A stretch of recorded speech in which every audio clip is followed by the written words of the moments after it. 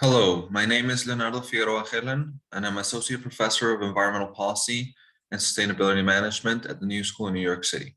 My paper is titled On the Perpetual Renewal of Energy Violence, a Decolonizing and Indigenous Critique of the Energy Crisis of the So-Called Anthropocene. During and in the aftermath of the UNFCCC Conference of Parties number 26, political and corporate representatives have renewed with varied levels of enthusiasm their commitments to do what they claim is necessary to prevent imminent global ecological and climate collapse. The question of energy, whether through talks of net zero or more direct calls for energy transitions, took center stage in these pledges and promises. A closer look at the structural and historical constitution of the modern energy system, however, reveals that such promises and the dubious proposed solutions that come with them are reliant on false diagnosis of the problem at hand and totally inadequate to effectively address it, and in fact, tend to expand the social and environmental harms. Concerning energy, mainstream analysis see the world system at a transitional crossroads between a reluctantly dying fossil energy regime and a hesitantly nascent renewable energy order. Yet many critical, decolonizing, and indigenous perspectives see the latter as perpetuating the fossil fuel systemic violence and unsustainability. Socio-technical renewable transitions fail to uproot the systemic drivers of the convergent planetary crisis when renewable energy sources and technologies are plugged into the dominant political economic grid of power, while failing to unsettle, subvert, uproot, and overturn the dominant anthropocentric, androcentric, colonial, capitalist, state-driven, and techno-rationalist infrastructures of modern civilization. As radical indigenous perspectives argue, the revolt of Mother Earth, manifested in Earth system destabilization and climate disruption, will only accelerate until the coloniality of the systems of power and knowledge bent on mastering non-humanity and non-human others is undone.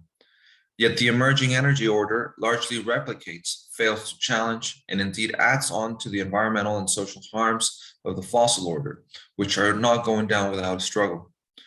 The modern colonial order embodies a continuing history, not of energy transitions, but energy additions. New energy sources and technologies are added without old ones being set aside. Moreover, they are largely plugged into the hegemonic material, political, economic, institutional, or cultural grid of power.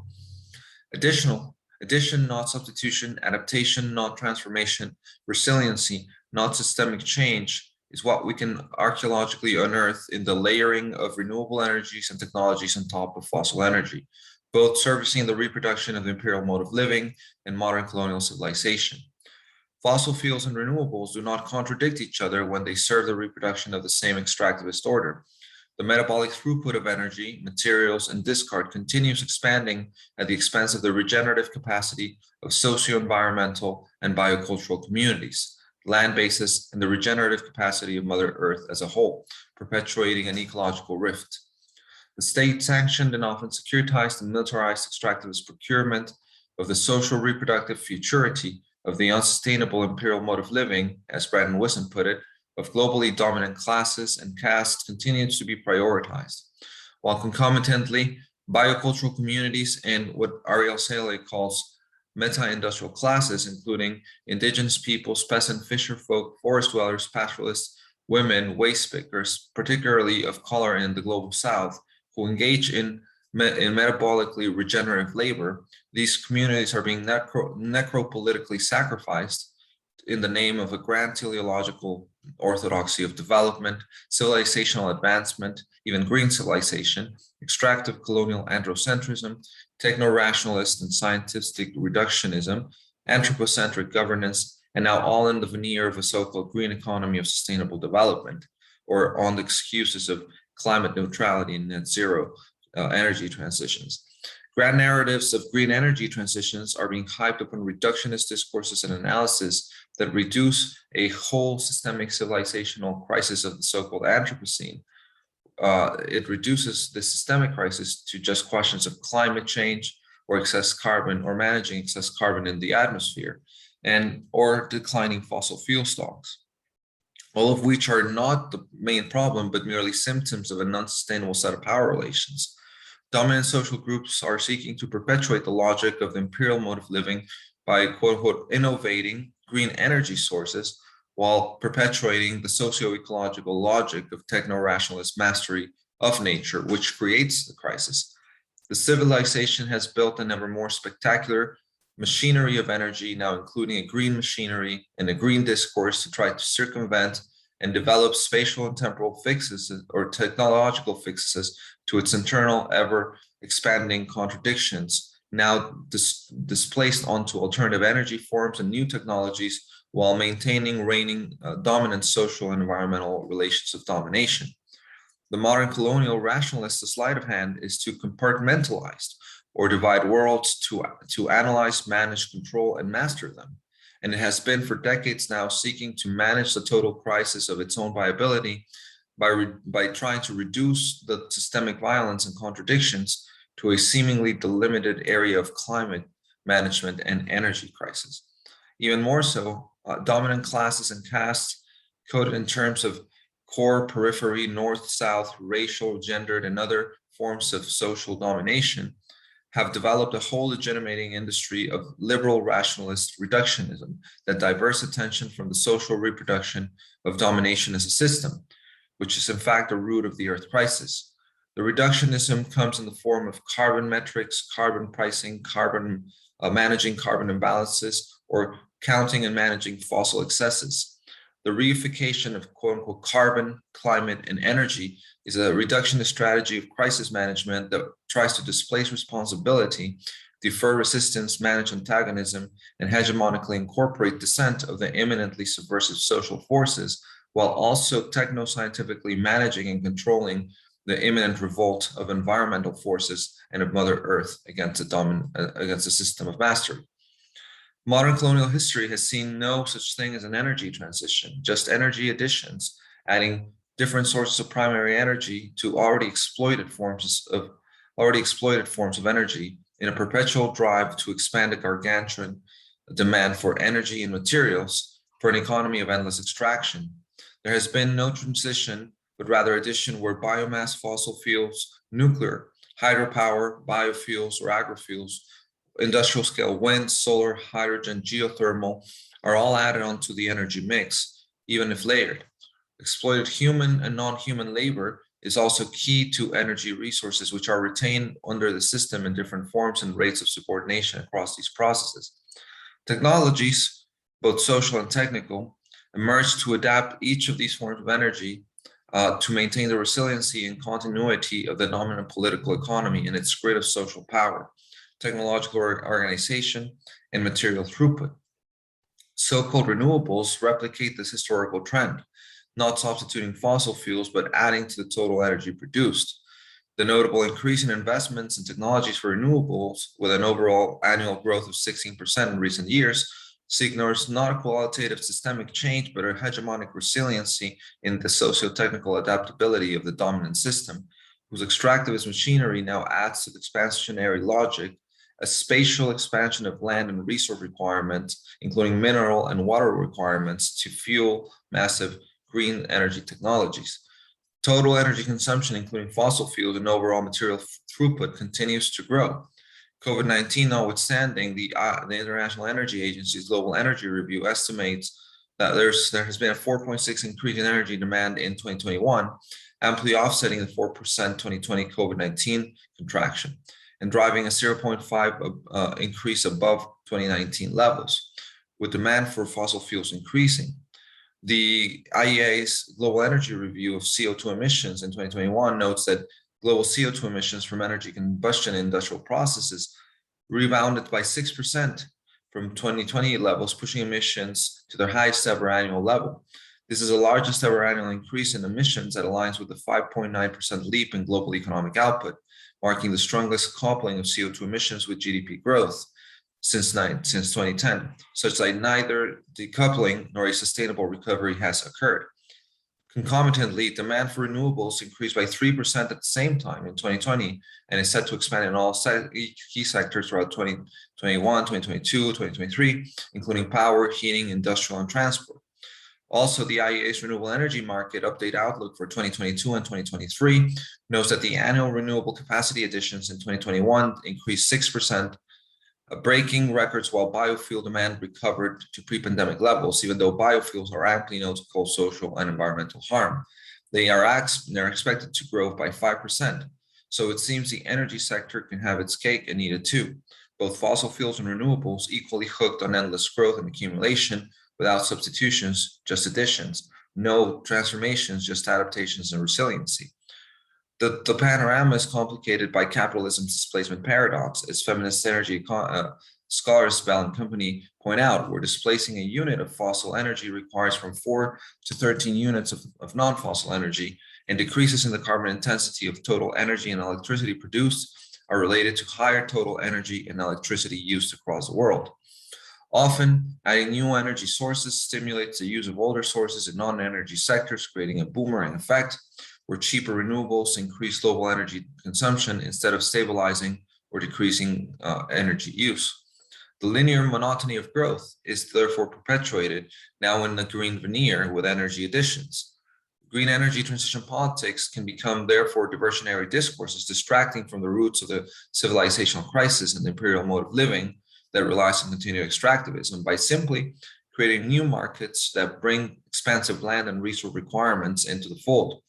Given the lower energy density of non-fossil fuels, green energies create the drive for new land and resource grabs. Dominant energy politics sidestep the fact that it is not any one source of energy or any specific input like minerals or raw materials that is the source of unsustainability, violence, or injustice. Whatever energy source is plugged into the dominant political economy and the cultural logic of the dominant civilization, which is anthropocentric, patriarchal, modern, and colonial, will be metabolized into a form of total extractivism, as Dunlap and Jacobson put it in the name of the World Eater. The World Eater reconfigures the capacity of Earth and all life forms and their regenerative labor into human and non-human labor subservient to do the work of reproducing the techno-capitalist machinery of the colonial state system, fundamentally reliant upon the endless expansion of a violent, socially engineered, technological, and political economic infrastructure of extraction. The prevalent energy transition politics of the green economy and green growth is yet another attempt to displace responsibility for the epochal crisis of a decadent colonial civilization, and a so-called Anthropocene and late endgame strategy that centers on merely adjusting patterns of extraction and resource exploitation, innovating or resurrecting old technologies that rehearse the monotony of growth, and opening new markets for capital accumulation without seriously challenging the imperial mode of living and the broader systems of militarization and securitization that facilitate its reproduction. No specific source of input or no specific resource or energy source for that matter, replacing one for the other will make any difference in challenging the system that creates the crisis. It is the hegemonic civilizational configuration of anthropocentric, patriarchal, and modern colonial civilization that metabolizes any resource or input into the same extractivist order. For example, from an indigenous Mesoamerican perspective, the total extractivist machinery has metabolized the sacred corn of which Mesoamerican people are made, as the ancestors and the elders teach. The brutal monocultural expansion of a few corn variants upon green pretexts, running from agro-industrial green revolution in years ago to today's growth of so-called green agrofuels or biofuels, or even bioenergy for climate change mitigation, now feeds also of a synthetically bioengineered rapacity. Corn, which is sacred and immensely diverse to indigenous peoples, is reduced to objectified, desacralized, instrumentalized, and commodified flex crop within the modern colonial civilization. The very source and material so fundamental to the spirituality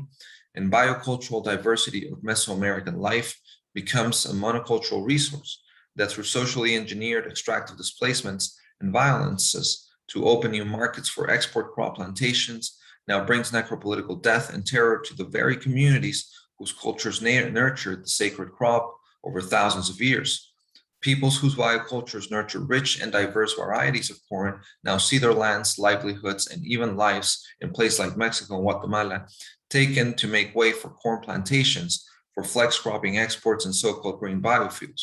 It is not corn to be blamed, but the anthropocentric and monocultural homogeny brought by extractivism and colonialism, which underpins the patriarchal imperial mode of living of a Eurocentric modern civilization, which is to be held responsible. That is what the world eater machinery of total extractivism does. It turns the sacred into a sacrifice zone. The story of corn tells a story of any other source of energy, resource, or input that has been, can be, or will be metabolized into the world-eating grid of total extractivism. Rivers, who are the lifeblood of Mother Earth, are turned into hydroelectric megadams, solar energy into gargantuan solar farms with massive mineral requirements and waste streams. And so it goes. So we should not fetishize energy or reify it as an objectified resource, but examine the logic that makes it meaningful, valued, and devalued in certain ways, according to dominant and subaltern networks of power and knowledge. Large renewable energy projects are already adding to the sacrifice zones created by fossil fuels and nuclear energy projects, displacing communities, not just on site, but because of the footprint of the infrastructure and the material throughput that they create. They're displacing communities, including indigenous communities, to serve as cheap energy providers for corporations, states, and transnational classes of dominant groups in terms of racial, gendered, and class-identified benefactors from the imperial mode of living. The neoliberal and neocolonial green economy is renewing sacrifice zones where continuing extractivism and green grabbing is justified under pretext of a sustainable development, which always assumes green growth mantras, whether market-driven or state-driven. This necessitates an ecocide-genocide nexus that normalizes political violence in sacrifice zones, such as in securing, maintaining, and expanding the mining frontier for iron, copper, oil, rare earths, and technology minerals that are needed for renewable energy infrastructure expansion. Ever-expanding mining of ores and minerals, which in the first decade of the 21st century had grown by a factor of 27, taking place in over 25,000 industrial mineral mines and 100,000 quarries globally, has been multiplying industrial wastelands resulting from vast mines that voraciously consume and poison water systems, has been a long-time driver of deforestation that destroys habitats and biodiversity, contaminates topsoil, pollutes the air, creates acid drainage and leaching, creates toxic byproducts and toxifies soil, sediment, and water bodies, leading to sedimentation. Obviously, it also creates emissions through energy-intensive processes. It adds to health issues such as cancer clusters that continue, and it also has long-term effects with abandoned mines polluting well after they are left out of production.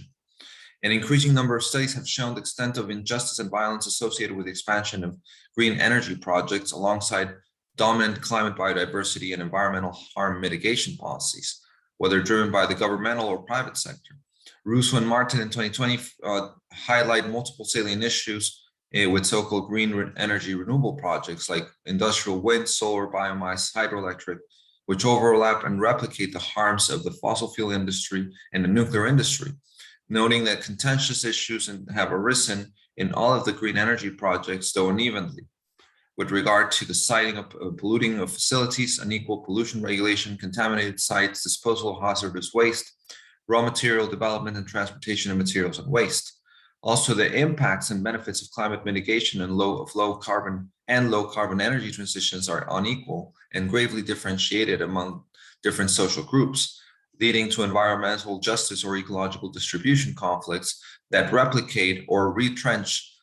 relations of colonialism, racial dominance, patriarchy, class dominance, and state violence. Focusing on renewable energy projects, Marx and Company in 2021 noted that as the increase in the number and scale of industrial renewable energy projects has continued, they have led to different forms of displacement. Reviewing extensively cases and research on the topic, they typologize different forms of displacement, including physical, socioeconomic, and spiritual dispossession of communities, degradation or destruction of environments and human health, and the creation of economic dependency relations characterized by social exclusion,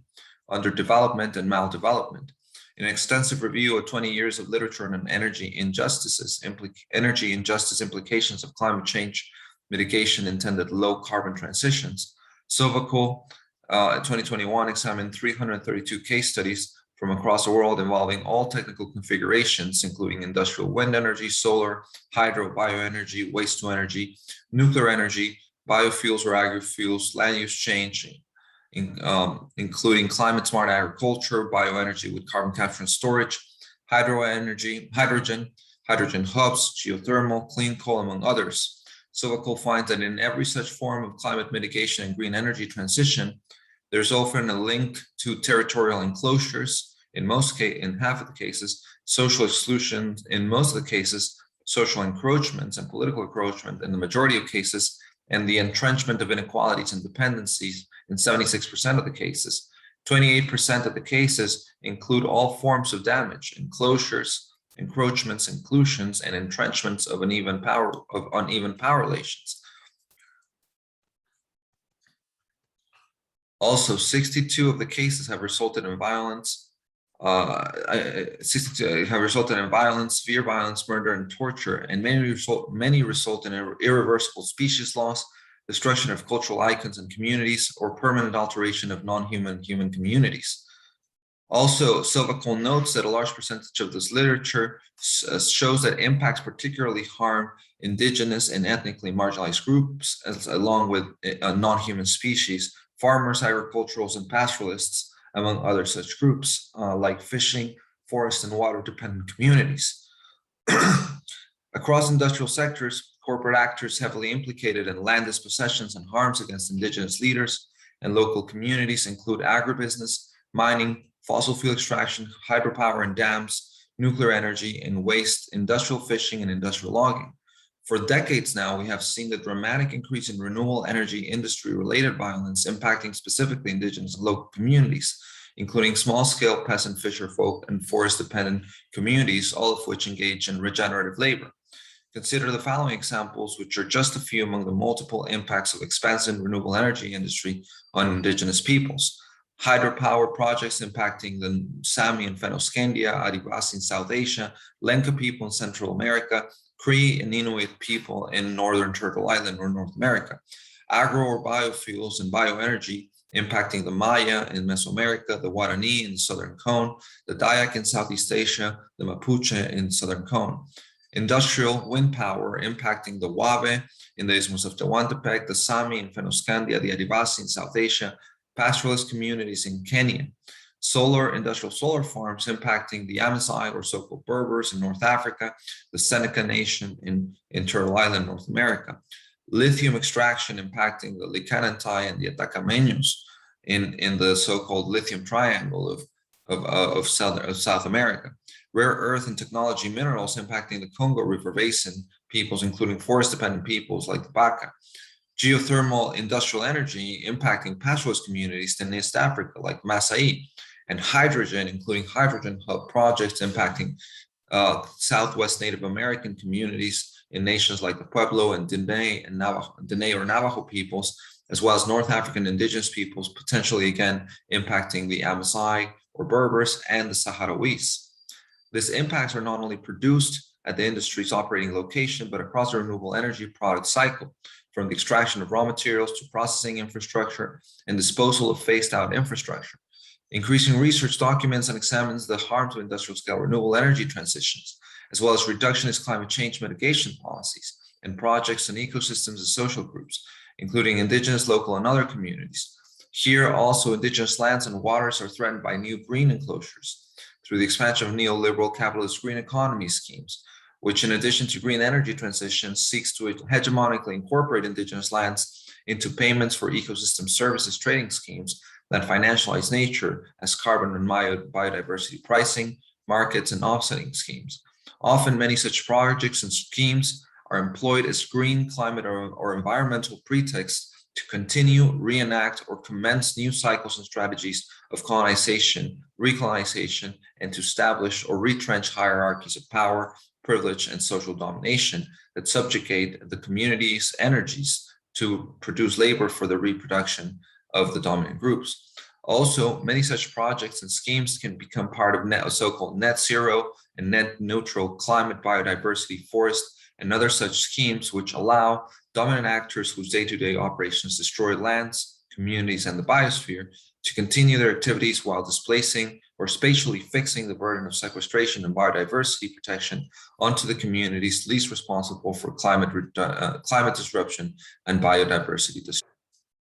Yet, in the face of disproportionate, often lethal violence, indigenous peoples are still at the forefront of resistance, leading and often succeeding in struggles to defend land, water, oceans, and the atmosphere against environmentally and socially destructive projects, as well as often successfully defending themselves and communities from evictions and enclosures. For example, indigenous resistance against fossil fuel projects in Turtle Island or North America has stopped or delayed greenhouse gas pollution equivalent to at least 1/4 of annual US and Canadian emissions, as the Indigenous Environmental Network reports. And globally, according to the EJ Atlas research, grassroots mobilization against destructive projects and in the defense of environmental livelihoods, wherein indigenous organizations, communities, and leaders feature prominently, have contributed to halt at least 11% of such projects and to reach less harmful negotiated outcomes in an additional 10% of cases. The same research shows that the rate of success in environmental justice conflicts increases as movements and communities combine preventive mobilization, diversification of protest tactics, and litigation. What's more, while the involvement of indigenous and local actors attracts more acute violence than other environmental justice mobilizations, indigenous involvement in such struggles nonetheless significantly increases the rate of success of EJ mobilization and other positive outcomes of environmental resistance.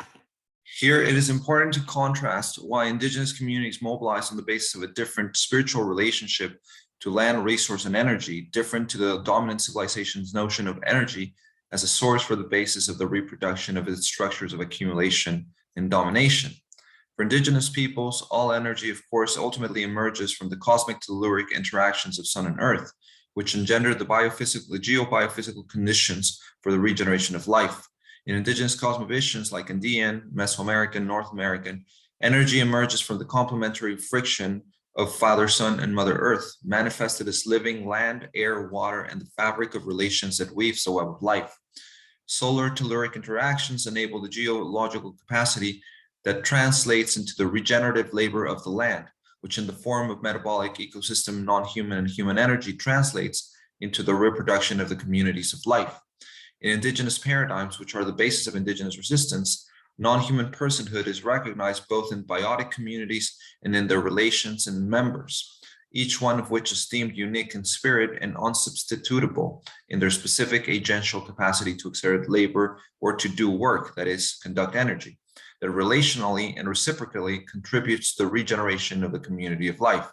The unique spirit of non-human, human agential personhood means that cosmic bodies like Mother Earth, elements, land, ecosystems, mineral, etc., are not mere automatic transmitters, embodiments, containers, channels, or shells of a depersonalized or abstract energy, but agential persons, that is, subjects, so to speak, capable of acting in nonlinear, deliberate, complex, and intelligent ways, often according to their own modes of intellect or stories that may not be intelligible to human forms or human intellect.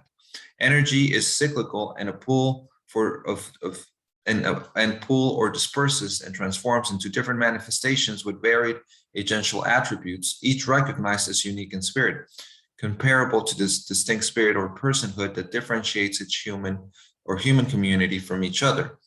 This means that though some regularities can be made intelligible to humans, agency is not ultimately predictable or controllable, since it is relational and acts according to its own malleable creativity, adaptability, not ultimately subject to the power of human dominance or anthropocentric rationalist or technological mastery. The non-human other, like human others, can enact or refrain from enacting labor. And when enacting their capacity to do work or energy or conducting energy, they can do so creatively, innovatively, destructively, and in unanticipated manners. Reciprocity is therefore a key principle of indigenous relational cosmovisions, wherein the way of which humans and non-human labor is enacted or not enacted is a complex function of the kind of relation agents pursue in relation to each other. This is why in indigenous practice, the premise is to recognize, acknowledge, and give gratitude to the labor provided by non-human others, and a broader principle of establishing the right reciprocal relation in relationship to non-human others as we receive their energy spirit gift upon which our reproduction depends. These non-human others, if mistreated, can refrain from providing their energy or labor to us and can use their energy and labor differently, including using it for a subversive manner, such as a revolt or a withdrawal of energy. Indigenous original instructions convey that in the absence of nurturance or convivial relations with non-human others, as well as with human others and communities, that is, relationships that are based on arrogance or attempts at mastery, one can and should expect withdrawal of the gift of labor and energy, or even retaliation and revolt from those others. This is why a wrong relation to the land, that is, for example, a monocrop agro-industry or an industrial project of homogenization, is returned in kind with the withdrawal by non-human plants and the ecosystem of their regenerative labor, and why climate change can be seen as Mother Earth's resistance or revolt to human attempts at mastery, and the shift of the Earth system's regime to one of extreme events can be interpreted as non-human and Mother Earth's agential revolt. A relationship of arrogance and mastery towards non-humans and Mother Earth begets, like one of mastery towards humans, a potential response that may range from subservience and exhaustion to resistance and revolt.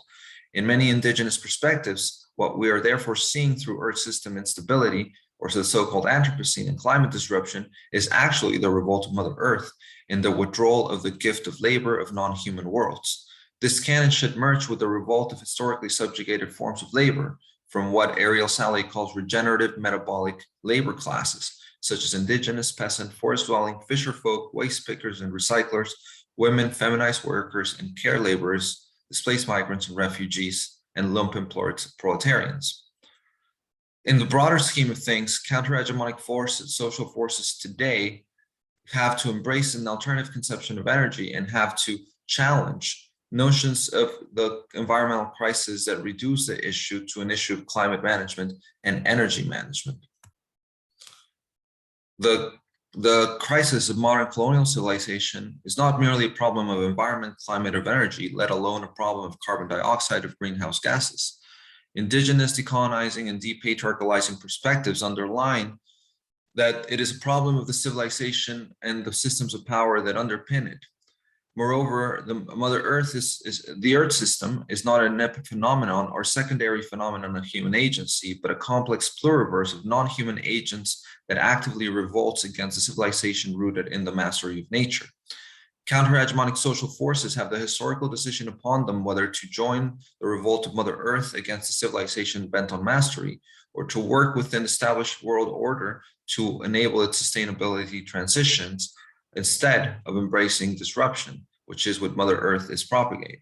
Certainly, working towards energy sovereignty, energy justice, and decentralized cooperative and community-governed, as well as democratically governed, small-scale renewable energy matrices is important. But such systems can only be scaled out and the space open for them if we undo the reigning order of power and political economy.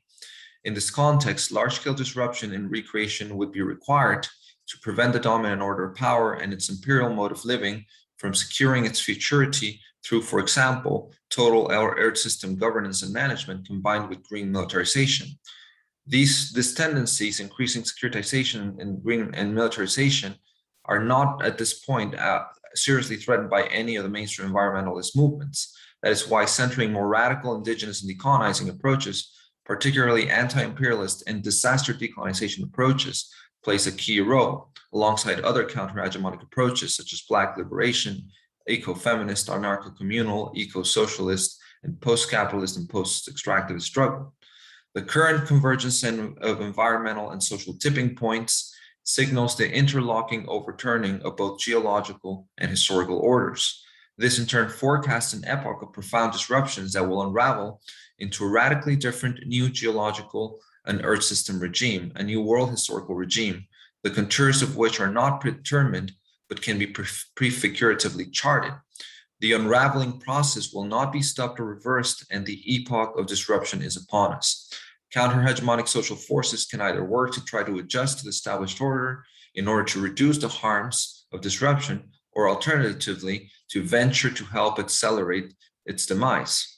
The latter task would entail to strategically yet decisively intervene when and where social and environmental forces converge to enact and accelerate systemic tipping points that can be made to unravel into cascading disruptions that undo the dominant structures and the power of actors embodying them, while making space for emergent, subaltern, curated, pluriversal forms of socio-ecological organization.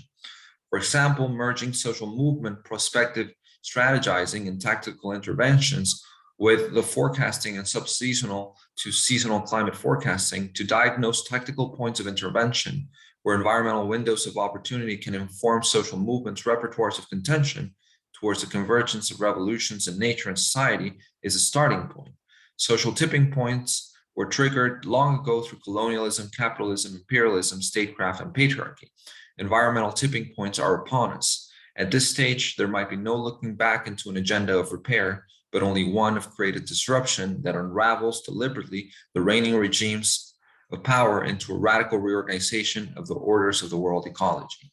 Thanks a lot for your time.